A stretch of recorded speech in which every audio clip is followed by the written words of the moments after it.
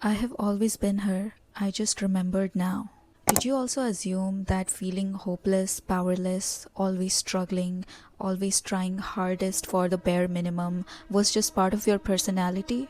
Have you ever questioned who assigned your personality to you? Is it even yours? Who chose it for you? Did you choose it yourself, or was it assigned to you when you were born? Today we're going to talk about something called the shadow archetype method, the role that you've been assigned, this role, this archetype that you have been given since your childhood, how you can step out of it and adopt and step into a role that actually makes you magnetic and it aligns you with who you want to become. Let me tell you, your personality, whatever you call your personality right now, is not yours. It was assigned to you since your childhood, depending on what your childhood circumstances were. You were assigned this personality because it kept you safe, it gave you validation, it made you likable, whatever. The problem is that now that you're an adult, that personality or that role that you've been assigned since childhood is limiting you. You have experienced it before. Whatever I'm talking about, you might have experienced this, but you might have not been able to put a name on it. You might not have been able to label this feeling. But let me tell you, you might have tried that, okay, from Monday, I'm going to change my life. I'm going to change my diet. I'm going to get fit. You want to build your own career. You want to be confident. You start strong. You start with a lot of conviction, but then you find yourself falling back into your assigned role, into the role and the personality you had been assigned since your childhood that is holding you back, making you fall back into the same habits. I'm saying this because I have experienced this myself, and I never knew that this existed as a thing. Like, this is a concept, this is a theory, and I would just blame myself for it, that I'm lazy, I'm not doing enough. What if the issue is not just about discipline? What if it's rooted in the personality and in the identity that you had never even consciously chosen to be yours? If you have read about psychologist Carl Jung and his work on shadow archetypes, he believed that beneath our individual personalities, there lie certain universal archetypes, and whether we realize it or not, all of us, each one of us, are living a certain archetype, a certain personality archetype that we never even chose ourselves. So why am I talking about this?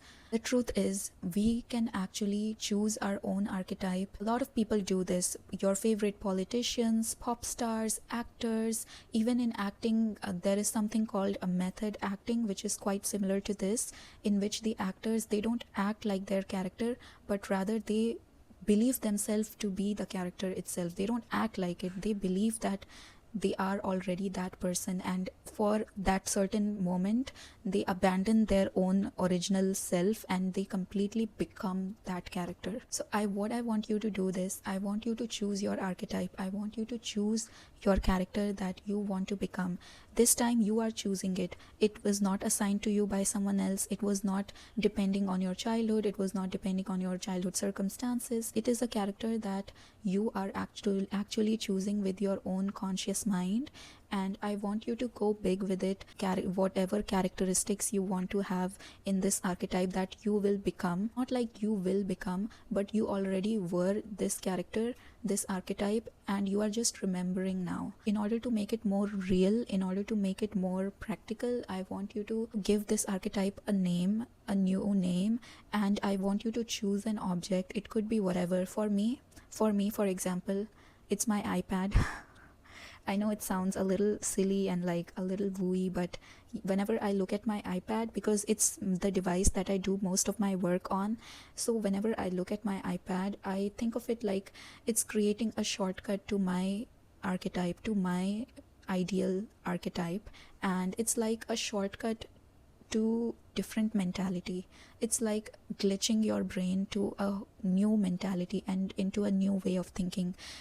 When I look at my iPad, I don't think that what would I do or what would my so-called sense of self would do, but I think that what would that character do? What would that character do? How would she think? How would she work? What would be her schedule? What would be her way of working, talking, writing, breathing, whatever? If I were to imagine it for myself, if I were just trying to upgrade myself, I would think that, oh my God, it's so hard, and being disciplined is hard, being on schedule is hard, by being punctual is hard, setting these big goals for yourself and working on them actively is so difficult. But when I imagine these things about my archetype, I don't have to think that it's difficult or anything, because it's not difficult for her. And everyone in media, your favorite pop stars, your favorite politician, anyone who you think has that charisma and that charm, they all do this. I want you to think of a character, and this character can do literally anything that you would want to do, you would want to achieve. This character has achieved whatever you have ever wanted to achieve. This character has the qualities that you ever wanted to have. Whenever you think of this character, you are already this character, but you are just remembering now. You have always been this character all your life, but we're just never conscious about it. So if you think that, for me, if I say that it's very hard for me to do this, but I would never say that it's very hard for my archetype, my ideal archetype, to do this, because it's not hard for her. It's easy for her. She has that charisma, she has that charm. So I am her. I am becoming her. I'm not becoming her, I've always been her. I've always been her, but it was life, it was circumstances, it was whatever conditioning since childhood. It was all those assigned roles and personas that I never consciously chose, that kept me from exhibiting my archetype, that kept me from embracing my archetype. This merging ritual is very important. So when you have named your archetype, you have associated a physical object with your archetype, I want you to, whenever you see that object, whenever you touch that object, you imagine that your archetype is there in front of you. You have to notice how she walks, how she carries herself, how she behaves, how she reacts to certain situations, how she speaks, and then you have to tell yourself that this has always been you. That archetype is you. It has always been you your whole life. Underneath that persona that was thrown at you, that character, that archetype has always been you. And you have to tell yourself that I have always been her, and I'm just remembering now. And now that you have remembered it, now that it has come to your mind, I want you to embrace it fully. This shadow archetype method, it's not about pretending. It's not about, just pretending to be a character or whatever, because at the end of the day, we are all playing a character, we are all playing a role. But the question is, did you choose that role for yourself?